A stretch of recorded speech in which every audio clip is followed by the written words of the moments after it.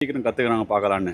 வெளிநாட்டில் ஒருத்தன் வந்து நான் கற்றுக்கிறேன் அப்படின்னா, நார்த் இந்தியன் வந்து கற்றுக்கிறேன்னா லெட்டர்ஸ்லாம் கற்றுன்ட்டு 2 லெட்டர் அடின்னு ஒரு வார்த்தை தான் கற்றுண்டான். அவன் இந்த அடியோட மீனிங் என்ன வாத்தியார் சொல்லிக் கொடுக்கல. நேராக போனோம், பஸ் ஸ்டாப்பில் கிண்டியில் நின்றுனான். மச்சி நம்ம குதிரை செம்ம அடி அடிச்சிடுன்னா. அடியா அப்படின்னா என்னன்னா உடனே லாபம்னு சொன்னான். உடனே பக்கத்தில் ஒரு ஆள் மச்சி பயங்கர அடி பாயினா. என்னடாண்ணா நஷ்டம்டா, குதிரை பணம் கட்டினேன் மொத்தம் காலிடா, பயங்கர அடி வாங்கிட்டான்டாண்ணா. உடனே பஸ்ஸு வந்துட்டு ஏறினான். படியில் நின்று பார்க்குறான் அவன். ஐயோ சர்தார்ஜி கொஞ்சம் குனின்றான். என்ன ஏன்னா 2வது அடி திருக்குறளில் என்னன்னு தெரியலன்றான். அடின்னு கேட்டான்.